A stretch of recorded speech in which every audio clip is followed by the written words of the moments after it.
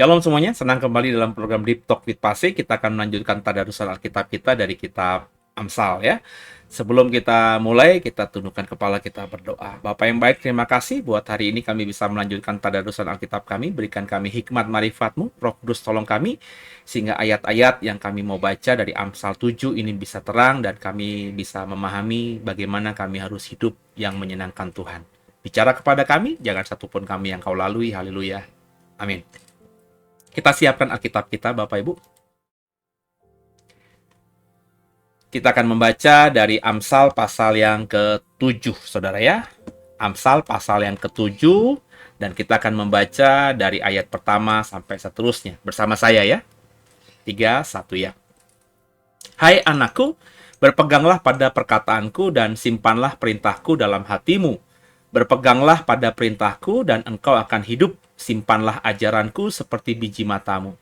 Tambatkanlah semuanya itu pada jarimu dan tulislah itu pada loh hatimu. Katakanlah kepada hikmat, engkaulah saudaraku, dan sebutkanlah pengertian itu sanakmu. Supaya engkau dilindungi terhadap perempuan jalang, terhadap perempuan asing yang licin perkataannya. Karena ketika suatu waktu aku melihat-lihat dari kisi-kisiku dari jendela rumahku, kulihat di antara yang tak berpengalaman, kudapati di antara anak-anak muda seorang teruna yang tidak berakal budi, yang menyeberang dekat sudut jalan, lalu melangkah menuju rumah perempuan semacam itu. Pada waktu senja, pada waktu petang hari, di malam yang gelap, maka datanglah menyongsong dia seorang perempuan berpakaian sundal dengan hati licik, cerewet, dan lihat perempuan ini, kakinya tak dapat tenang di rumah. Sebentar ia di jalan, sebentar di lapangan, dekat setiap tikungan ia menghadang. Lalu dipegangnyalah orang teruna itu dan diciumnya. Dengan muka tanpa malu berkatalah ia kepadanya, aku harus mempersembahkan korban keselamatan pada hari ini telah kubayar nasarku itu. Itulah sebabnya aku keluar menyongsong engkau untuk mencari engkau dan sekarang kudapatkan engkau. Telah kubentangkan permadani di atas tempat tidurku, kain lenan beraneka warna dari Mesir. Pembaringanku telah kutaburi dengan mur, gaharu, dan kayu manis. Marilah kita memuaskan birahi hingga pagi hari dan bersama-sama menikmati asmara. Karena suamiku tidak di rumah. Ia sedang dalam perjalanan jauh. Sekantong uang dibawanya. Ia baru pulang menjelang bulan purnama. Ia merayu orang muda itu dengan berbagai-bagai bujukan. Dengan kelicinan bibir ia menggodanya. Maka tiba-tiba orang muda itu mengikuti dia seperti lembu yang dibawa ke penjagalan. Dan seperti orang bodoh yang terbelenggu untuk dihukum. Sampai anak panah menembus hatinya. Seperti burung dengan cepat menuju perangkap. Dengan tidak sadar sampai hidupnya terancam. Oleh sebab itu, hai anak-anak, dengarkanlah aku. Perhatikanlah perkataan mulutku. Janganlah hatimu membelok ke jalan-jalan perempuan itu. Janganlah menyesatkan dirimu di jalan-jalannya. Karena banyaklah orang yang gugur ditewaskannya. Sangat besarlah jumlah orang yang dibunuhnya. Rumahnya adalah jalan ke dunia orang mati yang menurun ke ruangan maut. Haleluya. Terpujilah nama Tuhan. Ya, apa yang bisa kita dapatkan dari Amsal pasal yang ke-7 tadi ya, kalau kita baca. Kembali di sini kalau menurut saya Salomo menasihatkan yang jauh lebih muda, anak-anaknya, tentang cerita tentang adanya teruna, adanya orang laki-laki yang masih muda, pemuda, yang hidupnya akhirnya rusak karena tidak berhikmat.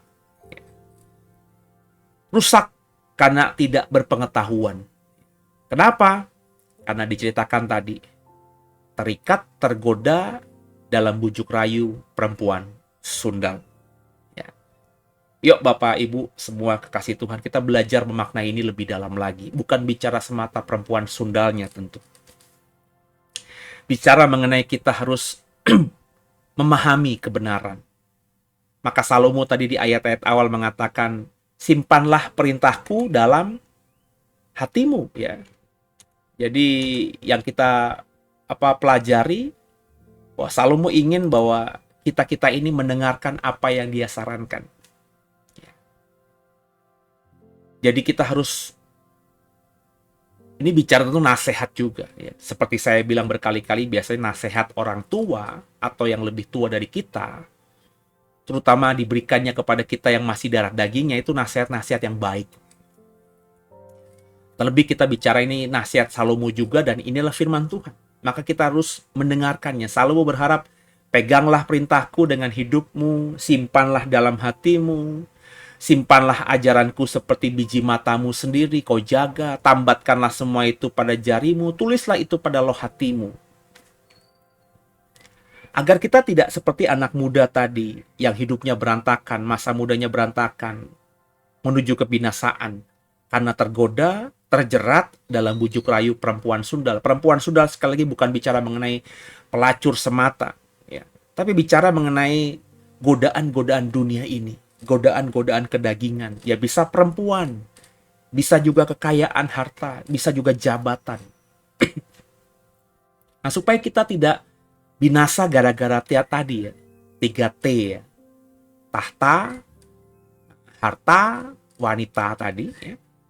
Salomo mengajarkan agar kita bersahabat dengan atau bersaudara dengan hikmat. Ada kalimat tadi, katakanlah kepada hikmat, engkaulah saudaraku, dan sebutkanlah pengertian itu sanakmu. Jadi kita harus benar-benar menganggap, ini bahasa Salomo keren banget ya, hikmat itu adalah saudara kita, kemudian pengertian itu keluarga kita, sanak kita. Supaya apa? Supaya kita dilindungi terhadap tadi perempuan jalang, terhadap perempuan asing yang licin perkataannya, terhadap kedagingan, terhadap ketergantungan, dan juga terhadap bujuk rayu soal tadi harta, tahta, dan wanita tadi. Itu kalau kita laki-laki ya. Tapi tentu kita bicara mengenai semua gender di sini. Wanita di situ ya berarti artinya tidak terjerat dalam bujuk rayu lawan jenis yang berusaha menggoda kita jatuh dalam dosa. Kalau saya laki-laki perempuan, kalau wanita berarti pria. Caranya gimana? Caranya kata Salomo tadi jelas. Ya, kita harus menganggap bahwa hikmat itu adalah sahabat kita ya. Dalam bahasa tadi itu keren banget ya Salomo ya. Bahwa dikatakan tadi di ayat-ayat awal bahwa hikmat itu jadikan seperti saudaramu, dan pengertian itu sanakmu. Maka milikilah hikmat itu, pengertian itu, jadikan itu bagian terdekat dari kita. Karena kalau sudah mereka, tanda kutip mereka tuh hikmat dan pengertian sudah dekat dengan kita, kata Salomo tadi, mereka yang menjaga kita sehingga kita tidak akan terjerat dalam wanita pelacur tadi, wanita sundal tadi, perempuan sundal tadi, atau kedagingan tadi, atau dosa itu. Berarti Bapak Ibu diingatkan untuk apa?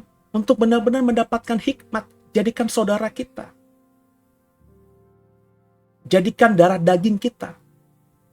Dan pengertian jadikan sebagai sanak kita, keluarga kita. Ini kan dua hal yang berbeda, berkali-kali saya bilang. Hikmat itu diminta. Dari siapa? Dari Tuhan. Karena hikmat itu datangnya dari Tuhan. Mintalah hikmat itu. Terus-menerus. Salomo ada waktunya, di awal dia minta hikmat. Kita tahu di masa mudanya kemudian dia terjebak dengan perempuan. Hidup dalam berkelimpahan harta yang membuat dia lupa diri. Mungkin saja di masa mudanya itu dia tidak lagi meminta hikmat. Tiba-tiba di masa tuanya dia menyesal dan dia berkata semuanya sia-sia, dan dia mengajarkan anak-anaknya, dengarkanlah perkataanku. Berarti asumsi saya, perkiraan saya, tafsiran saya, di masa tuanya Salomo kembali meminta hikmat seperti yang dulu di masa mudanya dia minta kepada Tuhan di Gibeon itu. Jadi hikmat itu harus terus-menerus diminta. Itu yang saya lakukan setiap hari. Berikan aku hikmat Tuhan. Meskipun saya merasa kemarin saya sudah berhikmat, meskipun saya merasa kemarin beberapa pernyataan saya, beberapa yang saya katakan tuh saya menilainya sudah sangat objektif, sudah sangat jelas, sangat tajam. Saya merasa kemarin saya berhikmat, tapi saya terus meminta hikmat. Kenapa? Karena hikmat itu memang harus diminta terus. Sama juga dengan pengertian. Pengertian itu ilmu, wawasan. Jadikan itu sanak kita, kata Salomo. Maka belajarlah tiada henti. Bukalah wawasan terus. Jangan pernah tutup pintu buat yang namanya pengertian, buat namanya ilmu pengetahuan, buat namanya wawasan, buat namanya apapun yang bisa kita dapatkan di luar sana. Pengalaman hidup. cerita pengalaman orang, nasihat orang. Makanya saya kalau boleh jujur Bapak Ibu ya, saya mendapatkan pengertian itu tidak membatasi diri. Sometimes saya sering dengar ya, meskipun tidak utuh gitu ya. Saya sering mendengar misalnya alim ulama lain.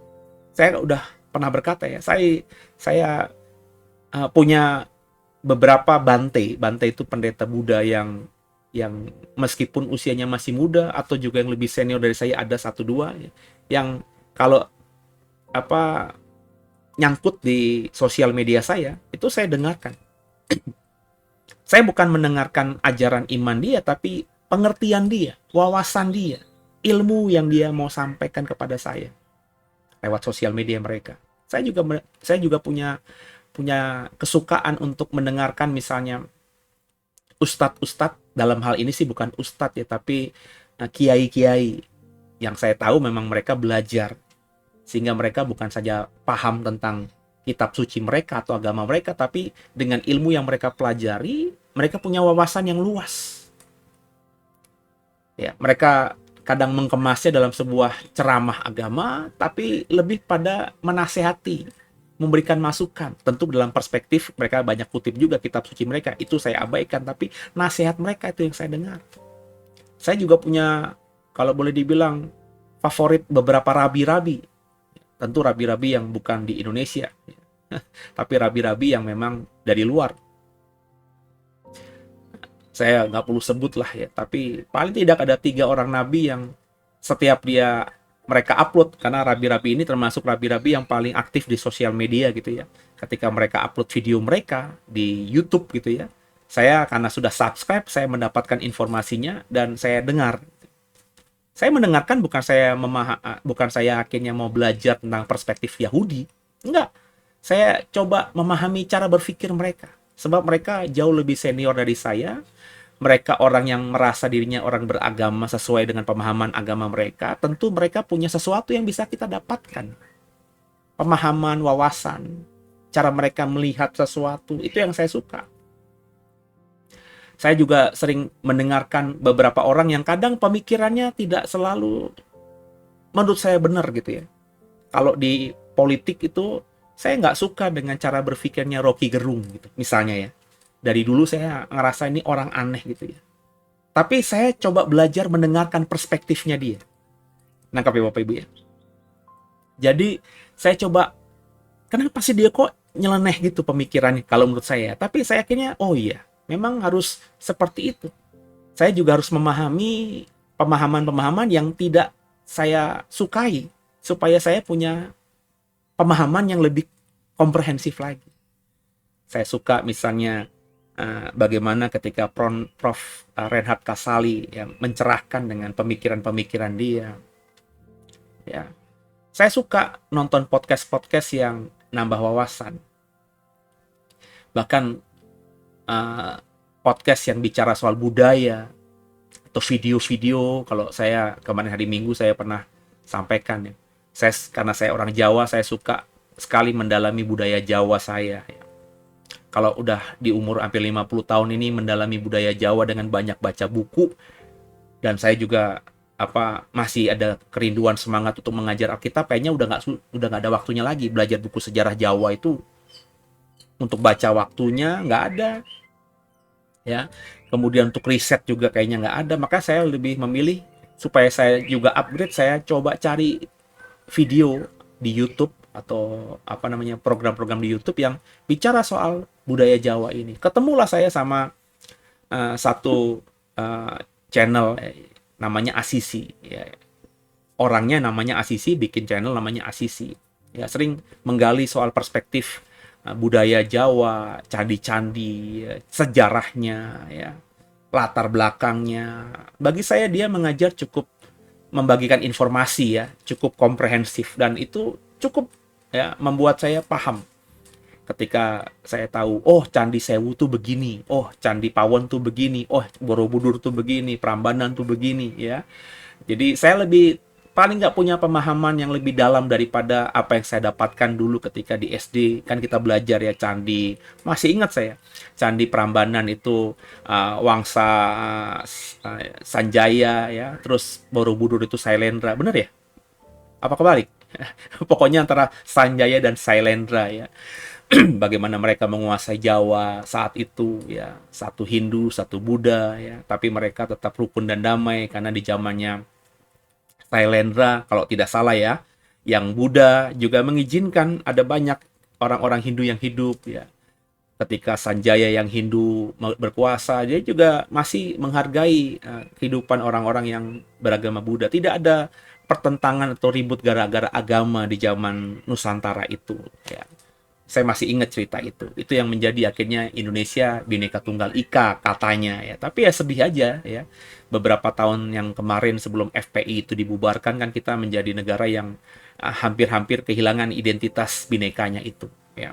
Kofar kafir ya, gereja di demo, udah ada izin nggak bisa dibangun ya, dipaksa untuk ditutup ya. Ya, dan kita tidak bisa berbuat apa-apa karena pemerintah pun juga tidak berani berkata apa-apa. Ya, saya salah satu yang saya syukuri dari pemerintahan Jokowi, mereka berani ya, mengambil suatu tindakan di mana apa yang dilakukan oleh kelompok ini memang mencederai kebinekaan kita. Ya.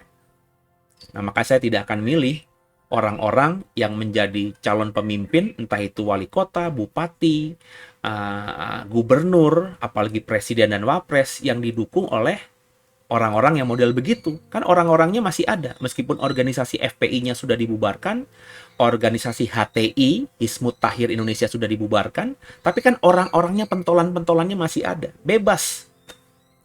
Apakah mereka diam? Tidak, mereka itu bahaya laten, saudara. Kalau komunis itu sudah dibubarkan sejak tahun 65. Ya. Jadi kalaupun masih ada orang yang punya paham komunis, ya tinggal 1-2 aja. Tapi yang namanya HTI, yang namanya FPI, baru 2-3 tahun ini dibubarkan. Dan masa mereka besar. Tidak seperti PKI yang fahamnya komunis, mereka itu fahamnya agama. Masih banyak orang yang berkata bahwa membela agama, ya pokoknya ikutin aja pemimpin agamanya. Nah, kalau pemimpin agamanya masih ada, masih hidup, dan masih mengajarkan A, maka murid-muridnya akan memahami A. Jadi kalau kita pilih presiden nanti yang bersahabat dengan mereka, yang dekat dengan mereka, ya tidak tertutup kemungkinan Indonesia akan kembali seperti zaman dulu. Maka jangan pilih presiden, wapres, yang didukung oleh kelompok-kelompok mereka. Ya, kalau partai saya sebut aja, saya nggak akan mendukung siapapun yang didukung oleh PKS. Makanya kemarin kan ada isu ya, kalau misalnya 01 dan 03 join di putaran kedua, andai kata ya saya ditanya gimana pendapat Pak. Saya kalau benar-benar join, partai PKS itu bisa berkoalisi dengan PDIP, dengan P3, dengan juga Hanura, Perindro ya, maka saya tidak akan milih koalisi itu. Meskipun saya sangat mengapresiasi dan sangat percaya pada Pak Ganjar misalnya. Tapi kalau Pak Ganjar terima dukungan dari FPI, maka saya akan tarik dukungan itu. Itu kalau saya. Saya orang yang konsisten. Saya bukan bermain politik atau mencari keuntungan. Enggak. Keuntungan saya apa Pak Ganjar jadi presiden? Enggak ada. Secara pribadi.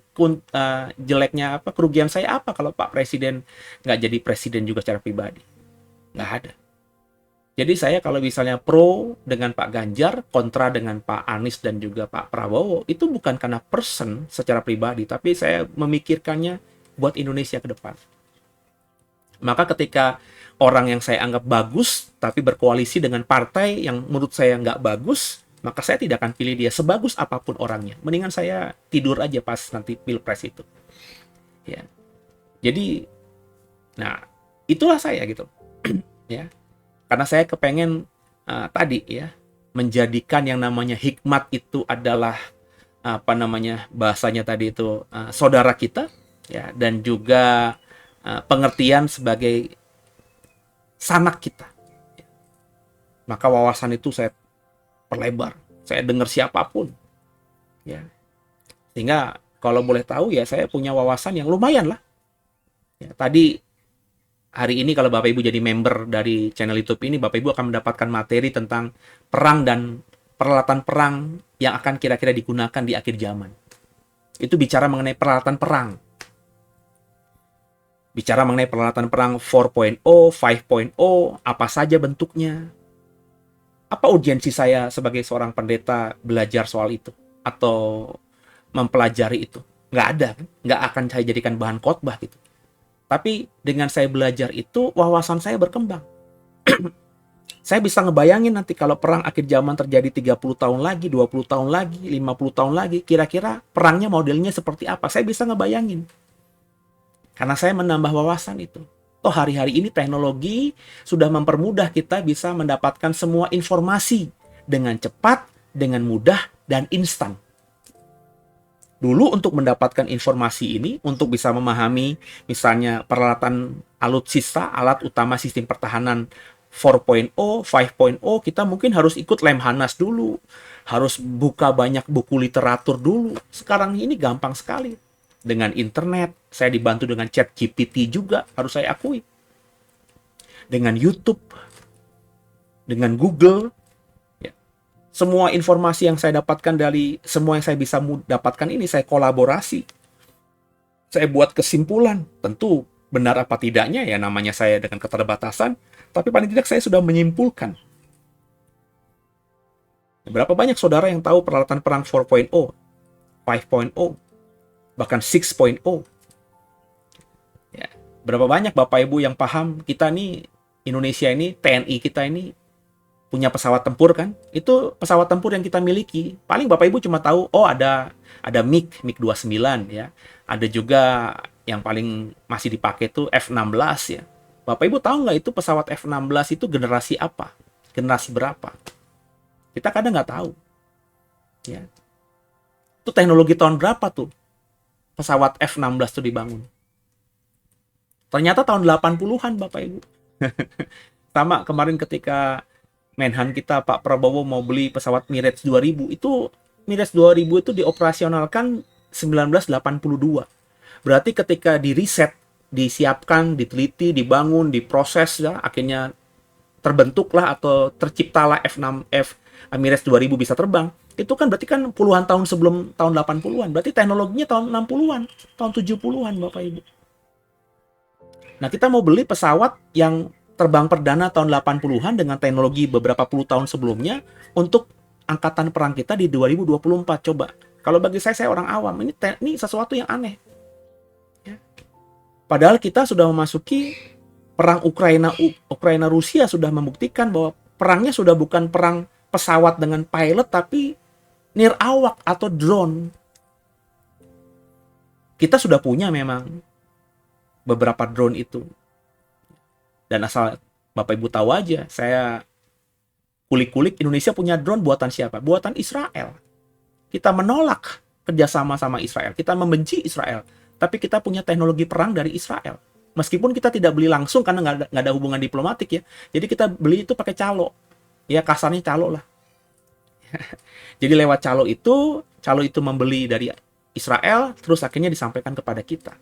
Harganya tentu berkali lipat ganda. Itu bodohnya, maafkan saya ya, pemerintah kita, siapapun yang mengadakan itu.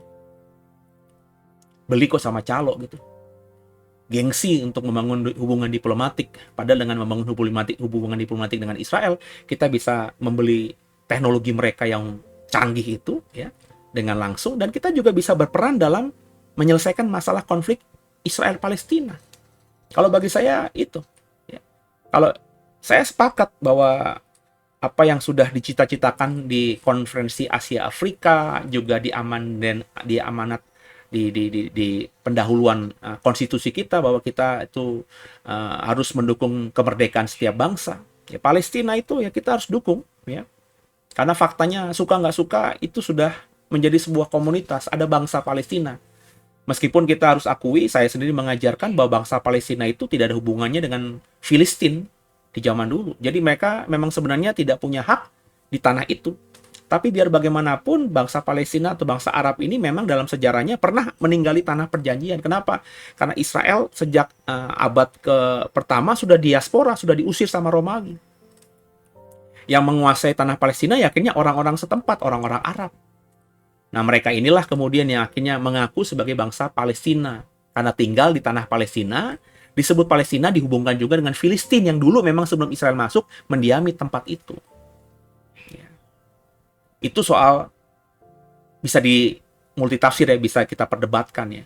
Tapi faktanya mereka sekarang sudah menjadi sebuah bangsa dan diakui oleh PBB, oleh banyak bangsa di dunia. Ada bangsa Palestina, negara Palestina. Maka mendukung agar bangsa Palestina ini menjadi sebuah negara, punya daerah teritorial, saya mendukung. Tapi Indonesia bagaimana bisa membantu Palestina? Ya. Kalau dalam pemahaman saya, maafkan kalau saya salah, saya nggak jago politik, tapi ini saya punya pemahaman, bukan dari pemahaman begitu saja, tapi karena tadi, pengertian, wawasan.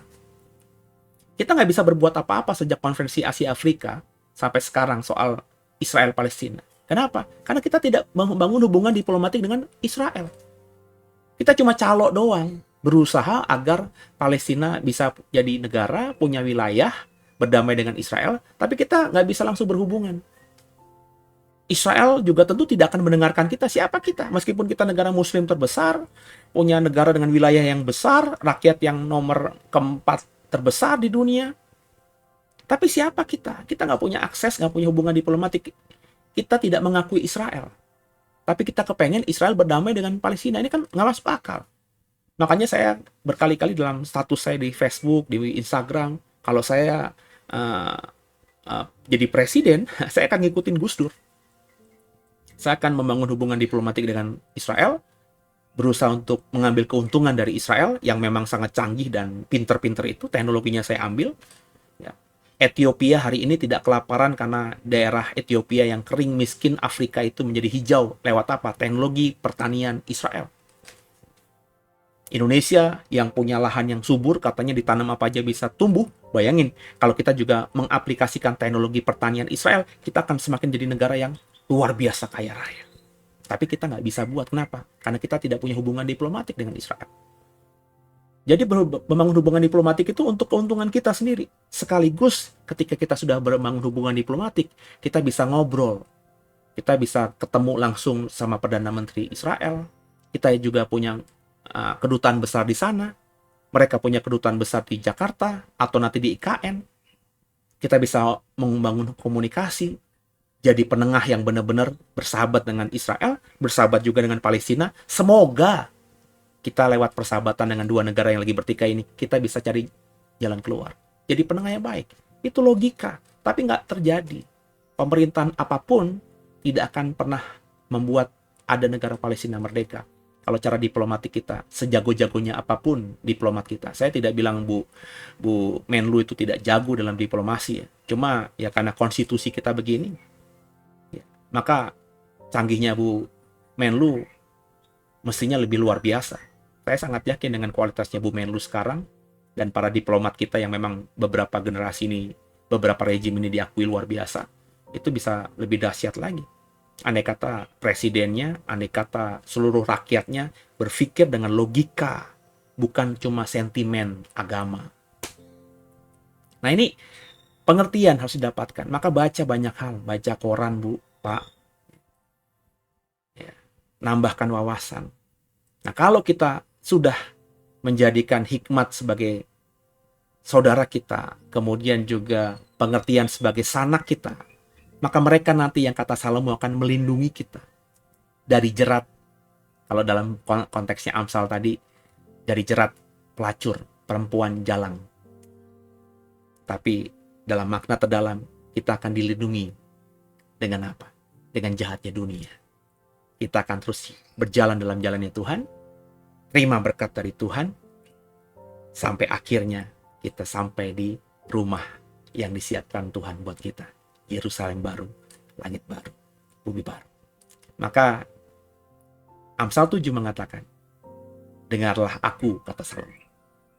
Jadikan hikmat saudaramu dan pengertian sanakmu.